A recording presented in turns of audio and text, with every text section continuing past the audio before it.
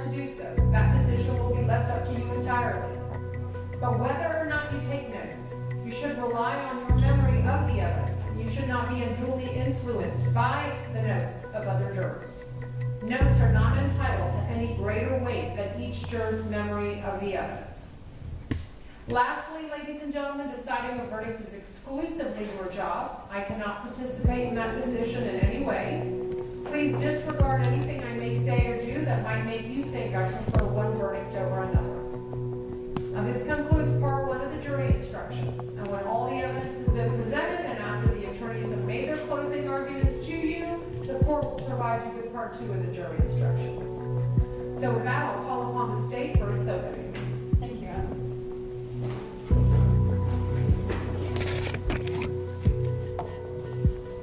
Please, please don't do this. I love you. Those words were followed by one shot, and Miss Young died right there on her bedroom floor from a shot in the back. Now, how do we know her last words, and how do we know what happened? Well, downstairs, she had a neighbor, Travonia Ward. And Miss Ward had gotten up around 1 o'clock in the morning because she had to feed her 9-month-old baby. And while she was getting the bottle ready, she heard what she describes as angry, stomping, heavy steps going up the stairs. She then hears what sounds like the door being busted into. And then she hears those angry steps stomping down the hallway towards the bedroom. And again, she knows this because that's the layout of her apartment. No words, no discussion. She hears one shot that sounds like a shot. And then she said, and this is in her 911 call, that it sounded like whoever stomped up those steps and busted through that door and stomped down that hallway, shot once, and then snatched Miss Young out of the bed and threw her on the floor. And she said it sounded like her face was smushed into the carpet because she was standing underneath that in her bedroom, and that's when she heard Miss Young say, please, please, don't do this. And then she heard that shot. Now, at this point, she's on the call to 911. You'll hear the call. You'll hear from Miss Ward, but she'll tell you that at this point, Miss Young is not saying anything. She no longer hears her, but she can hear babies crying. And she can hear those heavy footsteps still walking around with the babies crying. So she's on the phone to 911, and she's telling them what she hears. And she will tell you that at this point, she's scared. I mean, she thinks she's heard someone get shot. She's heard, she can still hear the footsteps. So she calls 911, but then when she's done with them and they hang up, she calls her boyfriend and she's like, you gotta come get me. I don't want to be here. I'm scared, because she was living there along with her baby. So Miss Young will tell you that when the police arrived, and her phone call was about 1:30. So when the police arrived at 1:45, she hears them knock on the door upstairs. She can hear them saying, anyone here, answer the door. But by now, she said the children are quiet, and she doesn't hear those footsteps anymore. Everything's quiet. And she'll tell you that unfortunately, they came down to her apartment because they knew it was her, and they're shining lights into her apartment, they're knocking on the door. She's scared, she's not coming out. So she does not come out. So unfortunately, the police leave without going inside that apartment at 1:45 in the morning. Now you're going to hear from one of the officers, and he's going to tell you, look, when we got there, yeah, the door had some damage to it, but it felt secured, like it had been damaged but then shut. And they knocked on the door, and they called out, and they didn't hear anything. So, you know, since they couldn't get the 911 caller, they just weren't sure, so they did not go in. They left. And so then Ms. Ward will tell you that then she left. So the shooting happens, or the call's around 1:30, so that means the shooting happened before 1:30 in the morning. Ms. Ward leaves at 1:45, the police leave, and so no one goes into that apartment until much later. Now, when you hear the evidence, I'm going to go through the evidence with you right now, you're going to see that the evidence is going to show you that the only person that had the motive, had the opportunity, and had the consciousness of guilt to have done this crime and then tried to hide it is the man seated before you right now, Mr. Armstrong. He's the person that had the relationship with Miss Young, and he's the person that had the reasons. Now, Miss Olivia Young is going to tell you that, and this is Tasheka Young's mother, and she's going to testify, and she's going to tell you that she had dinner with her daughter Friday night and her two children, 3-year-old Bursey Jr., or Bursey II, and then 12-month-old Bailey Armstrong. So they had dinner Friday night. About 8 p.m. they left to go home and start their little bathing procedures and get ready for bed.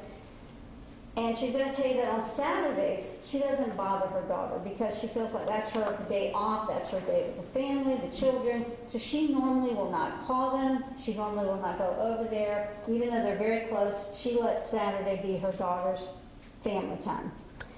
So she says, she's going to tell you, it wasn't unusual that I would not have reached out to her on Saturday. Well, about 4:15 p.m., she's going to tell you that she noticed that she had a missed call from Bursey Armstrong. And she's going to tell you, we don't have that kind of relationship. He doesn't call me. He doesn't text me. We don't do that. Well, so she calls him back, and then he texts her and says, have you heard from your daughter? I can't reach her. Can you have her call me? So she then tried to call her daughter, and there was no answer. And she told her husband, she goes, something's wrong, we gotta go over there. So even though she normally wouldn't on a Saturday, she drives over with her husband. She's gonna tell you she walked upstairs, she saw the busted door, but it was kind of quasi-secure, like the officer's gonna tell you. She tried her key wasn't working right, but then she realized she could just push open the door. So she pushed open the door. She's walking into the apartment, and she's screaming, Tasheka, Tasheka, where are you? No answer. So she runs into the bathroom first. She doesn't see anything. And then she runs into her daughter's bedroom. And she sees her daughter covered in blood on the floor. And she'll tell you that she was cold to the touch. And she has 12-month-old Bailey is sitting next to her dead mother, holding her hand. She's covered in her pink little blanket. And Bursey II is sitting on his mom's bed, which is also covered in blood. He's got his little blanket on the bed, and he's just shaking like a leaf. So she calls 911, and they come, and they start the investigation. But by the time she gets to the apartment, so the defendant calls her at 4:15 in the afternoon. By the time she gets over there, it's about 5:15 p.m. So keep in mind, the shots were heard before 1:30 in the morning, and now it's 5:15 p.m. And we know that children were in that apartment when Miss Young was shot because the downstairs neighbor could hear them crying. So the police arrive, they start their investigation, and guess who just shows up? Mr. Armstrong, demanding to know what's going on. I need answers. What's going on? So the police detain him. And they say, take him, and we're going to interview him. That's why they detain him, because they want to know some answers. They have questions for him. So while they're interviewing him now, so they leave the scene and they go start an interview with him, there's going to be crime scene detectives who are collecting the evidence. There's some casings. There's 2 casings, which, again, Ms. Ward's going to tell you she thought she heard 2 shots. And they see in the pillow on the bed, it's had some blood, and it had a hole in it, and when they dug into that pillow, they found some projectiles from a bullet. So they collected all that, they took some pictures, and you'll see some of those. Well, when they're interviewing, that first interview, what does the defendant tell them? Oh, we are a happy family. Although I live in Connecticut for my job, I come visit once a month, we're happy, we're gonna get married, we're gonna be a family. And they asked him, they said, and he goes, oh, just look at my phone, you'll see, we're a happy family. So he consents to them looking at his phone, so they take his phone, and he said, they asked him, did you have a gun? No, I don't have a gun. I bought a gun about a year ago. It was a Glock 43X, but it got stolen. It got stolen in January. This shooting was in July, so I didn't have a gun. So like, okay, so they're doing their start of an investigation, they're interviewing him. Well, while they're interviewing him, the phone download, the texts come back. What it's not the happy picture that he portrayed to them. Some of the texts going back and forth between Tasheka Young and this defendant the few days up to the murder were things like, oh, well, I see you're single now. I see your social status on social media is single. And what's up with you hiding me? And he admitted in the interview that what she was referring to is he had taken all of her pictures on social media and archived them. So if someone looked at his social media, they didn't see Miss Young. They saw single Bursey Armstrong.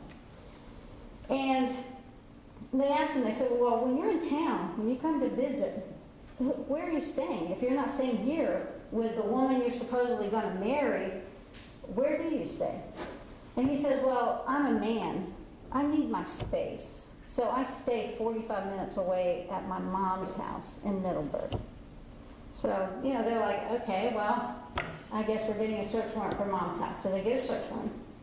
And they ask him before they leave, they go, we going to find anything at mom's house? And he's very confident. Oh, no, you're not going to find anything. They go, okay. So they go search mom's house. And they're almost done. They're ready to leave. And Detective Downs will tell you that as he's walking from the backyard and he's about to go up the wooden steps to like a little wooden patio kind of porch, which is right off where he stayed when he stayed with Mom, he saw some disturbed dirt. And then he saw some clothes underneath those wooden steps. So he walks over there and he pulls out some sweatpants, obviously men's. He pulls out a black hoodie, again, looks like men's. Looks like there could be blood on these clothes. And then he sees a little disturbed dirt right in front of the steps. So he starts digging down. And guess what's in that hole? A Glock 43X, buried in a hole in the steps right next to where his bedroom is. So they come back and they start the second interview. And they said, well, you sure you didn't do this? And he's same thing he did in the first interview, deny, deny, deny. And he said, well, what do you think we found at Mom's house? Nothing. They're like, you sure we didn't find something? And he goes, well, and you'll see this portion of the interview, maybe some clothes. Oh, what kind of clothes? Well, you know, some clothes that maybe I did some yard work in. And they're like, so you did yard work and you threw your clothes and hid them underneath some wooden steps? He goes, well, you know, that's what I did. They go, what else did we find? Well, maybe something like a gun. They go, really? A gun? Where did this gun come from? And he said, well, you know, it's a gun where Scotty gave it to me. And they're like, Scotty gave you a gun and you hid it in your parents' backyard. So while they're doing the second start of this interview, the gun they found at Mom's house, they have rushed off for testing. And guess what?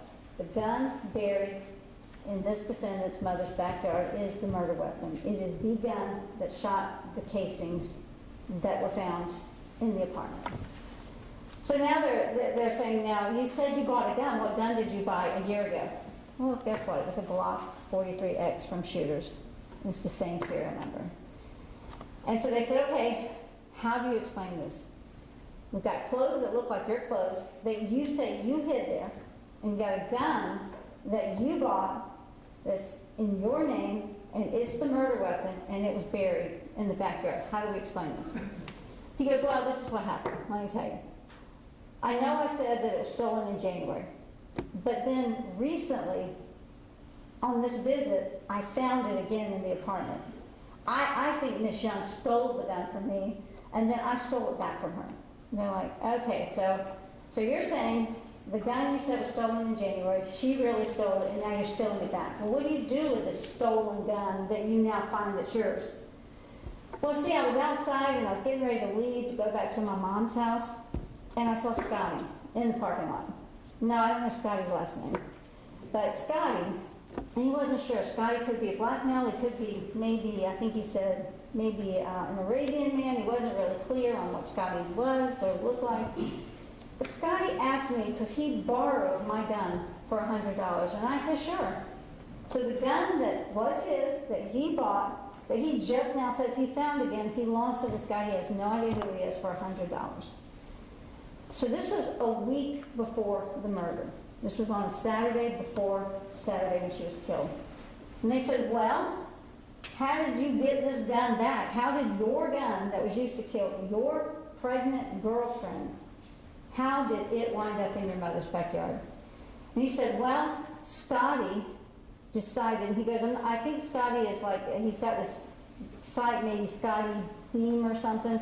He called me or he social media'd me or texted me and he said, I'm ready to return your gun.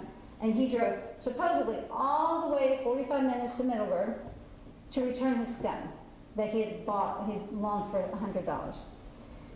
And he said, well, I think he was driving an old car, maybe a Cavalier. Well, guess what? When the records were checked on his phone, and we're going to have a phone analyst talk to you and testify, there's no call from a Scotty, no Scotty anything. But he says, well, that's what happened. Scotty decided just coincidentally around noontime after his pregnant girlfriend had been killed, he decided to drive 45 minutes to return the gun. And they said, well, did you ask Scotty what happened with this gun? And he goes, no, I just assumed something bad would happen. And you'll see in this interview, he goes back and forth. The clothes are mine. No, the clothes are his. No, the clothes are mine. So he's inconsistent throughout this interview. Now, what's going to be very interesting is after this Scotty story, and he's all over the place and he's being inconsistent, the detective said, you know what, we're done. You know, you buried the clothes with blood on it. You buried the murder weapon. It's your pregnant girlfriend. You're being charged with murder. And they said, we're going to go do the paperwork and then leave him alone in the interview room. And you're going to see while he's sitting in there, at first he's just sitting there and he'd been calm the whole interview. Except initially when they first told him that she had died, he was emotional for less than 3 minutes and then he was back to calm. But all of a sudden he's starting to get antsy. His legs starting to shake. He's looking around. And as he's sitting there, he looks up at the ceiling for a second, and you can see the wheels turning. And then he looks over at the camera, and he walks over to that camera, and he kind of waves his hand, because these interviews are recorded, and he waits for a second, and nothing happens. So he turns around and takes one of the chairs at the table, puts it on the table, climbs up on the table, and he's trying to get through the tiles in the roof. And of course, the detectives come in and prevent that. But he's clearly trying to climb out of the roof in that interview room. Now, after he's charged, the detective doesn't stop there, though. He continues his investigation. A couple of days after this, there's a worker, you're going to hear from him, Florida Department of Transportation, I think. He was on I-295 near Dunn Avenue. He gets out his truck to do a job. And he goes, man, I dropped my phone. He reaches down and picks up the phone, and he goes, wait a minute, this isn't my phone. Well, he'll tell you, he's kind of tech savvy. He went into the emergency contacts. He was able to figure out it was Miss Young's phone. He was able to get with the detective and turn that phone in. You're also going to hear that on a hunch, the detective who used to live in Middleburg thought, you know what, there's a toll road between the ravines, which is where his parents lived, ravines in Middleburg. There is a toll road that would take you from the ravines up to just a little bit on I-10, then up to I-295, and you're right there at Mission Point Apartments, which is where she was killed. He goes, you know what, I'm going to pull some toll records, see if anything pops up. So he runs some toll records for that morning, and again, we know the shooting was at 1:30 in the morning.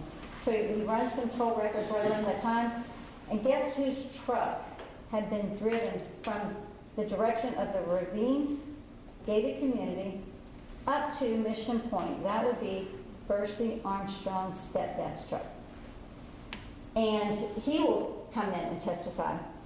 So we know now that his stepdad's truck has been driven up that toll road. Now once it leaves the toll road, you don't have a history of where it's going, but it's not too far if you turn onto 10 and then get on I-295 and you're right there at Mission Point Apartments where she was.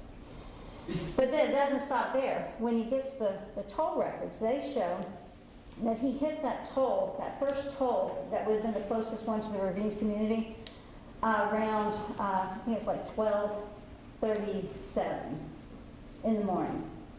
And then coming back, when it picks up that toll road coming back down, it's like 1:51 in the morning. Again, keep in mind, murder was before 1:30 and now he's heading back. And so he pulls the ravine surveillance video. Now you can't see the tag, but you see a black truck and the step down on a black Toyota Tundra.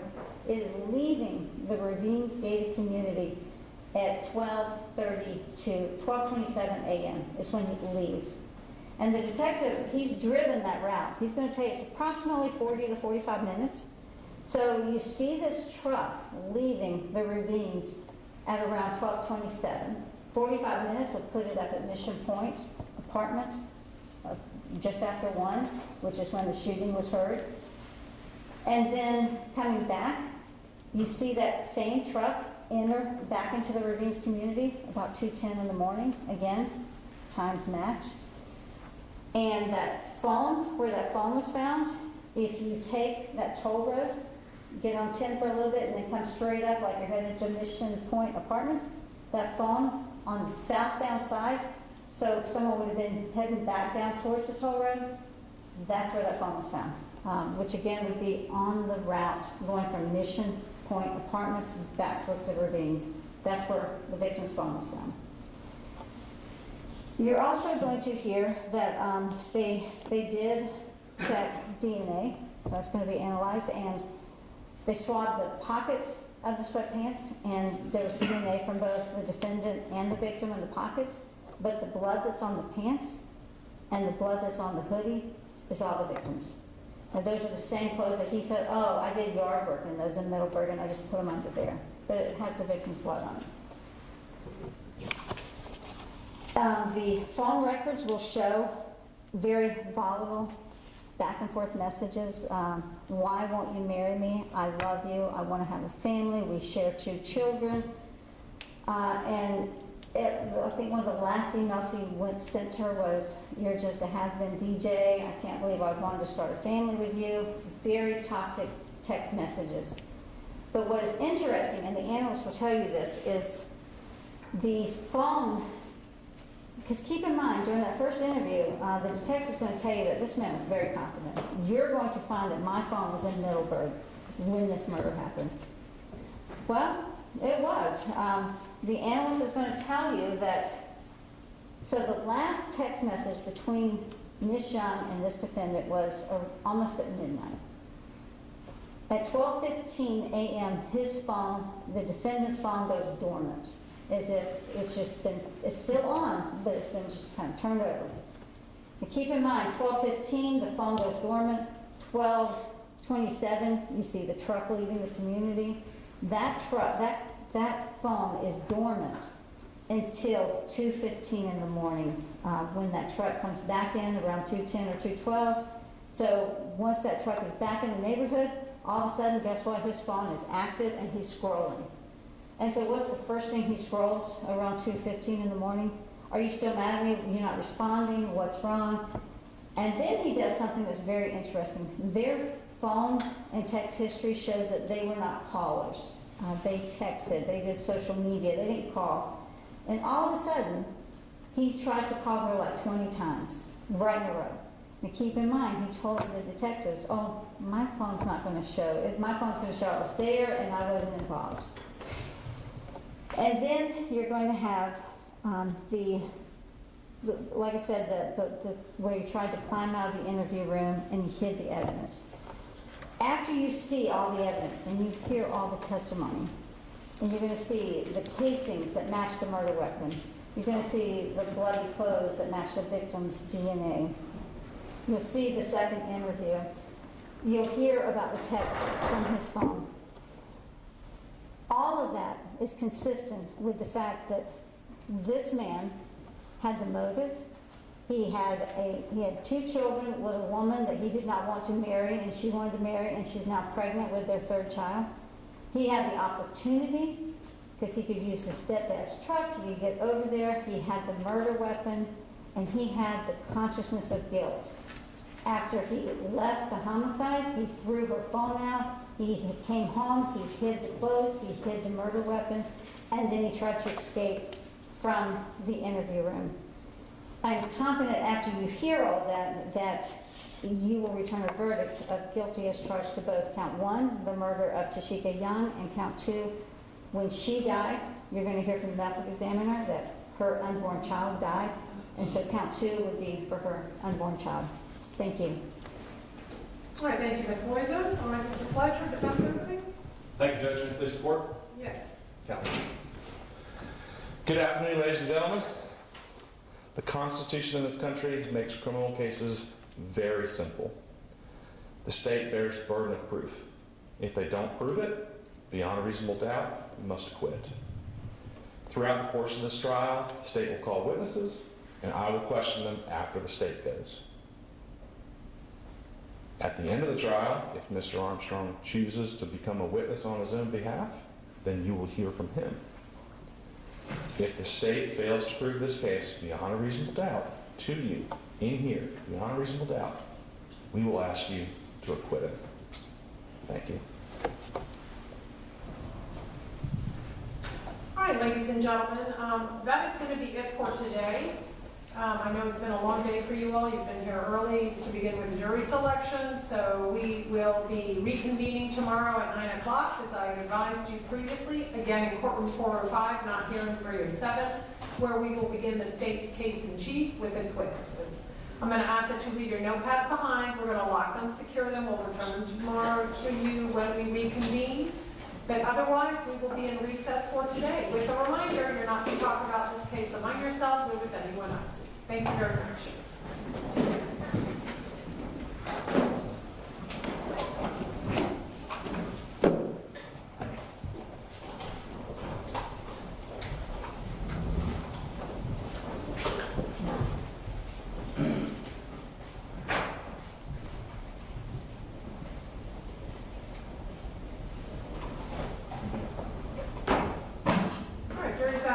Any exceptions or objections to the preliminary instructions that the court has given? Not received. Anything else we need to take up then before we recess? Not received. Okay, then we'll be in recess till 9 o'clock tomorrow morning at courtroom 405.